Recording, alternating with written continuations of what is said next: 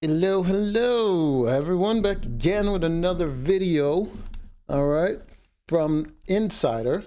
Why U.S. bathrooms don't have bidets? Why we ain't got that little squirty thing on our ring? So let's find out, huh? If you were walking barefoot in a park or yard and stepped in dog poop, would you only use a couple of napkins to wipe it off? No, you'd probably wash it off with water. But if you don't have the water available right away, you're gonna use the napkins if you have the napkins, and then when you get wherever you live or wherever then you can use the water. What are you talking about? And it's for similar reasons that people worldwide use bidets to clean themselves after using the bathroom. In Western Europe, South America, the Middle East, and Asia. They're cleaner and more environmentally friendly. The first time I think the first, because I saw one in France as well. First time I ever used one, anyways, was in Japan. First one I used one in Japan.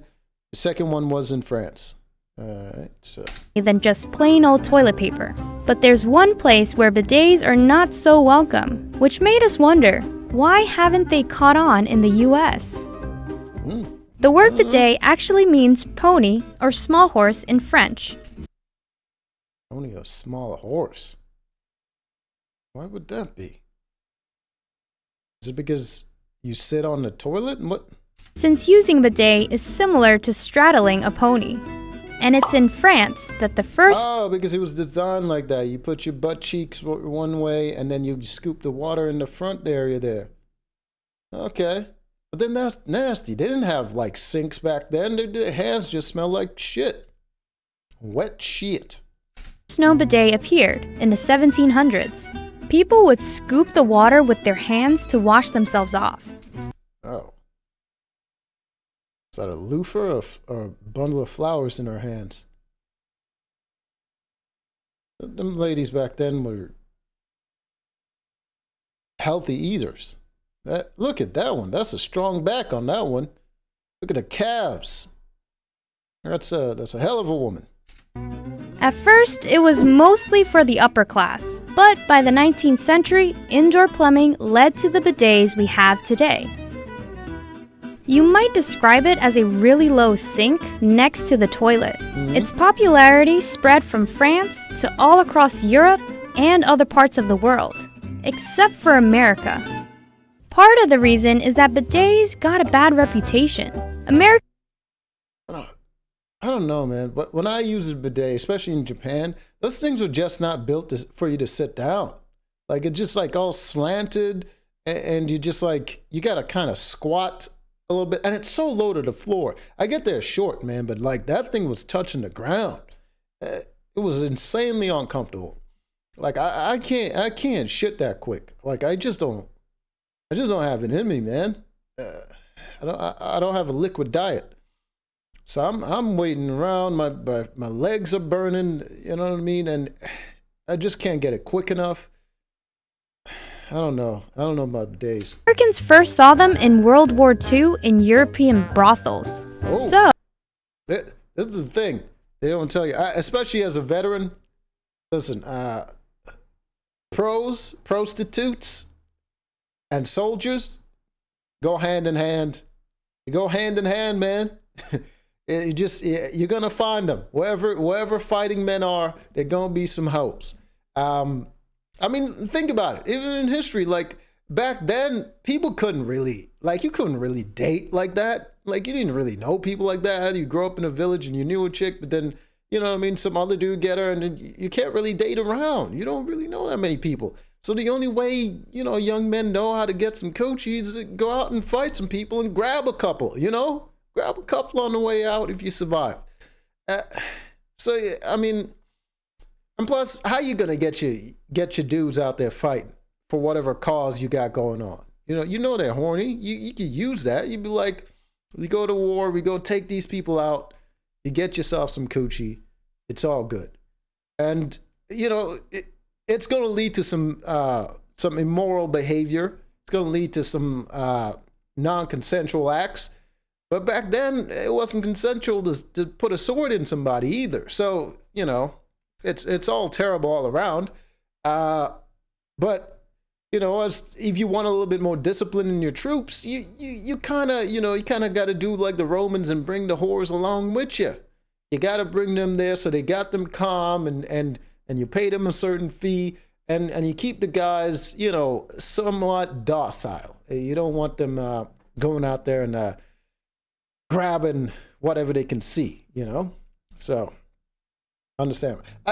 Listen, I know you all looking at me like, hey, did you, yes, I did. Listen, I was in a war zone. I partaked in the pros. Not really that bad. A lot of less talking, very professional. You're in and out, and you're in and out some more, and then you leave. It's really not that bad, I'm not that I'm recommending it. I'm just saying, you got to do what you got to do. So, many associated them with sex work. By the time Arnold Cohen tried to introduce them to America in the 1960s, it was too late. He couldn't seem to defeat the stigma, and he quickly discovered that no one really wanted to hear about tushy washing 101. Oh. In the meantime, Japan was taking bidet. See, that right there, it just goes to show how big of a part propaganda and damn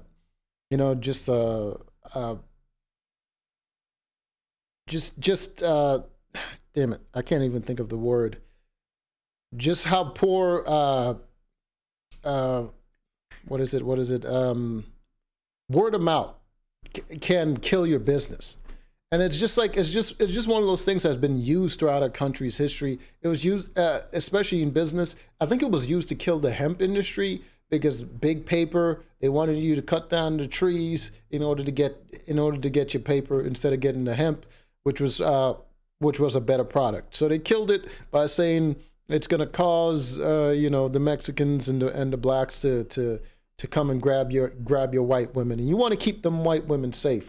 So you don't want any of that in your country.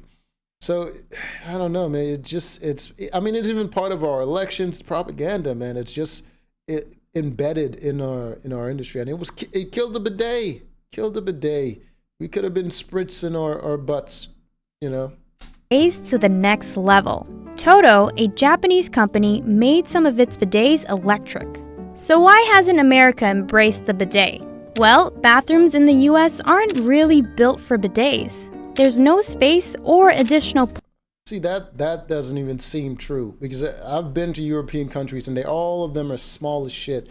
The bathrooms are small, the rooms are small, everything is small. So there's no way you can be like, oh, we don't have this space. You have this space. The plumbing may be not designed for it, but you have the space. Plumbing setup for bidet fixtures. Yep, no plumbing. But the biggest reason it hasn't caught on comes down to habit. Most Americans grew up using toilet paper, and many might not even know there's an. It's up to the businesses to sell it. They probably sell it to the rich. They probably sell, they got you your golden bidets, and with your seltzer water ass spritzing. They probably got some of that, but for the poor people, it's a hard sell.